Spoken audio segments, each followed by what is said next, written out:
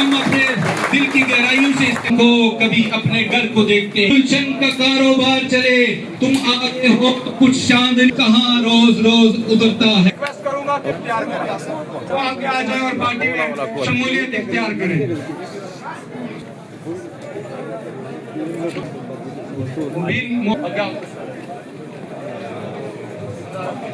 जल्दी जल्दी सदाम भाई,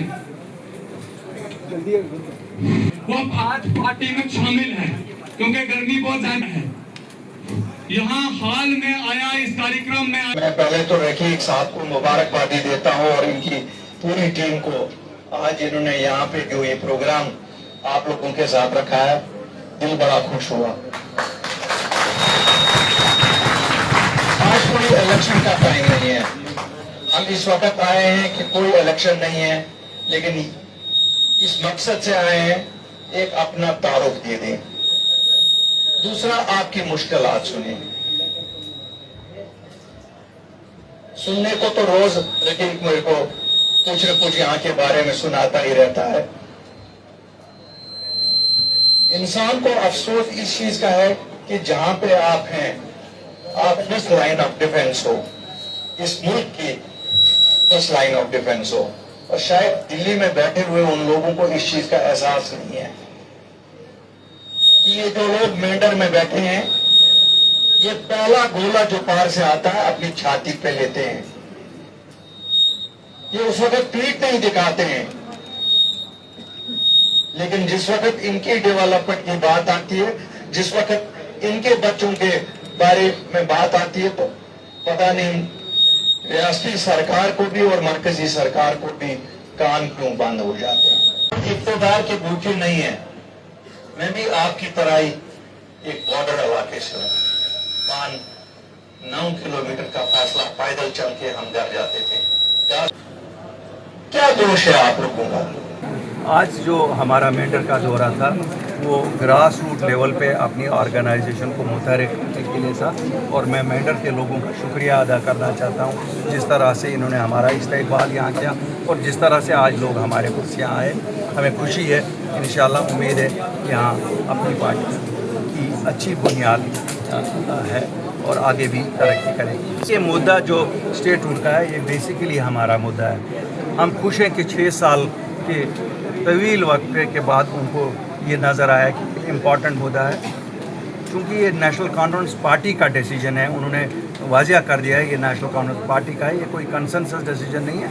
हमने 18 तारीख को अपनी सीनियर लीडरशिप का मीटिंग बुलाई है श्रीनगर में, जिसमें ये फैसला लिया जाएगा कि जो ये वहाँ जा रहे हैं जंतर मंतर पे, एक तो उनकी कामयाबी के लिए दुआ की जाएगी और दूसरा उनको और क्या क्या सपोर्ट एक्सटेंड करना चाहे वो फैसला वहीं उस दिन होगा। आपको कौन से ऐसे अहम मुद्दे लगे जिनका हल होना? मुझे पीर पंचाल के लोगों की हालत, यहाँ बेसिक मसले, पानी, रोड, सड़कें, नौजवानों के मसले, यहाँ बेसिक मसले जो हैं, बदकिस्मती से यहाँ वो मसले हैं जो शायद ही कहीं और रियासत में।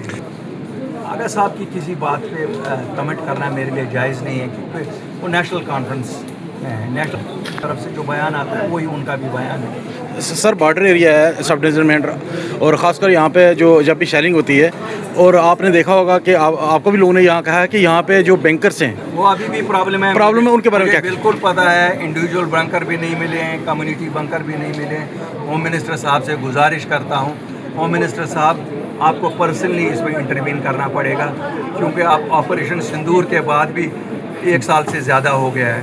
तब वादा किया था आपने कि मैं इंडिविजुअल बैंकर्स भी और कम्युनिटी बैंकर भी दूंगा, लेकिन आज तक वो वादा हूर ही रहा, तो इसे ज़रा पाए तक भी आए।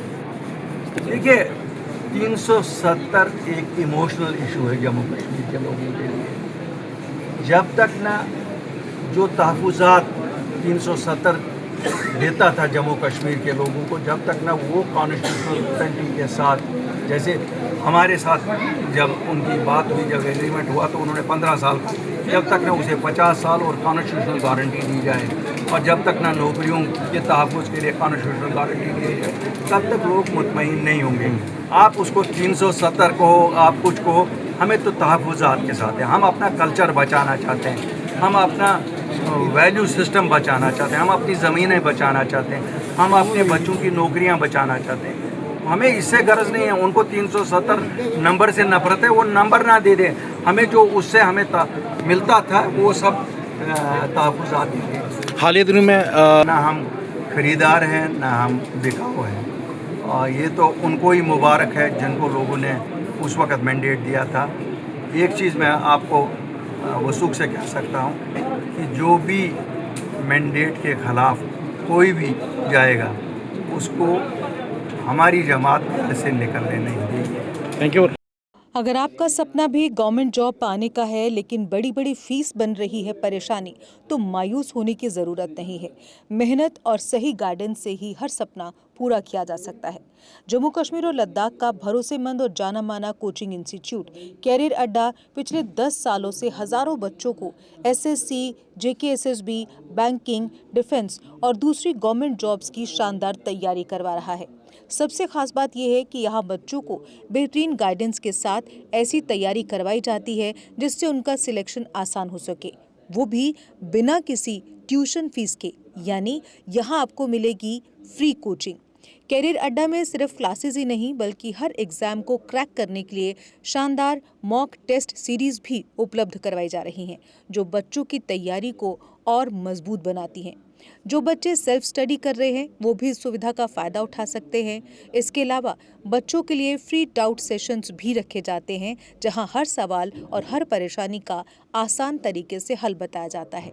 कैरियर अड्डा की मेहनत और बेहतरीन टीचिंग का नतीजा है कि आज 3500 से ज़्यादा बच्चे किसी न किसी सरकारी नौकरी में अपनी खिदमत अंजाम दे रहे हैं। अगर आपका भी सपना 2026-27 में गवर्नमेंट जॉब हासिल करने का है तो देर किस बात की। आज ही जुड़िए कैरियर अड्डा इंस्टीट्यूट के साथ और अपने सुनहरे मुस्तकबिल की शुरुआत कीजिए। हमारा पता है कैरियर अड्डा इंस्टीट्यूट, नियर गुरुद्वारा, रिहाड़ी चुंगी, जम्मू।